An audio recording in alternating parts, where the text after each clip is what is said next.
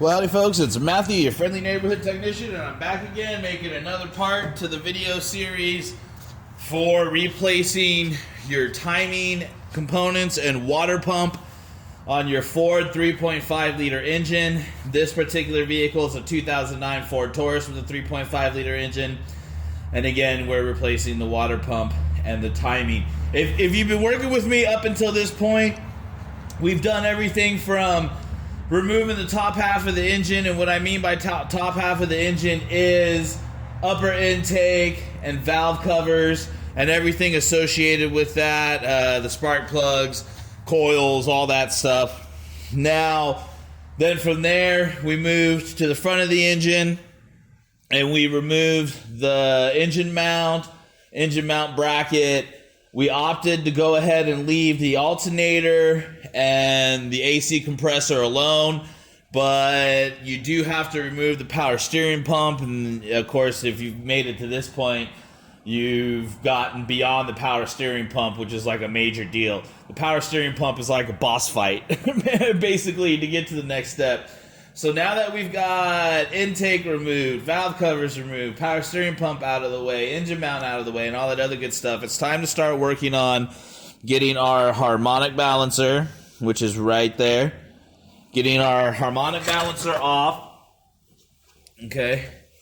Apologies for that. I hit the camera stand there. So it is now time to remove the harmonic balancer. But before I get into that, I did choose to go ahead and suspend the engine with an engine support bar in order to do this job.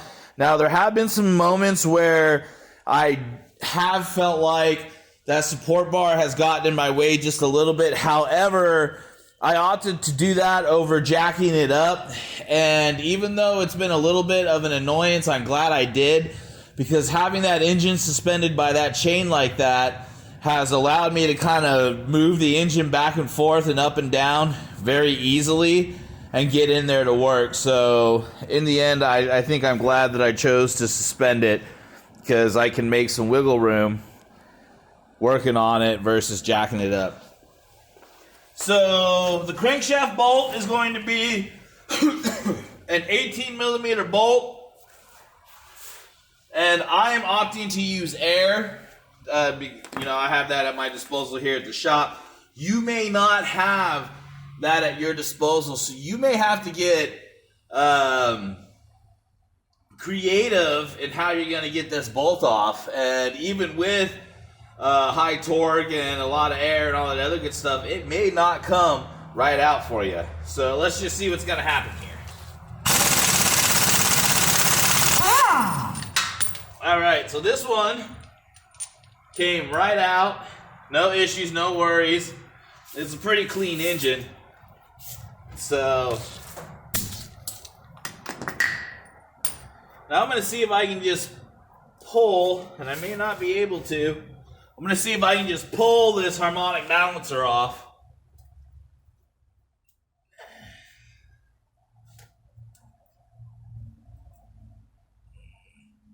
No, I didn't expect that I would be able to. So this harmonic balancer, you're going to need a 3-jaw puller. Here's the thing. Here's the rubber for the harmonic balancer. Do not grab it by the pulley and pull. If you do, you're going to end up damaging it, and what you're going to do is you're going to end up splitting this rubber. So you're going to need a special 3-prong puller, a little short stubby one to reach in here, grab it, and pull it. So there you go, folks. 18 millimeter. Shouldn't be too big of a deal to get your main crank bolt out, and then you can start moving forward from there. Alrighty, guys. Well, once I get that harmonic balancer off, that'll be the next video. We'll also show how to remove the timing cover. Okay, so I'm going to go ahead and end this video here. This is Matthew, your friendly neighborhood technician, signing off.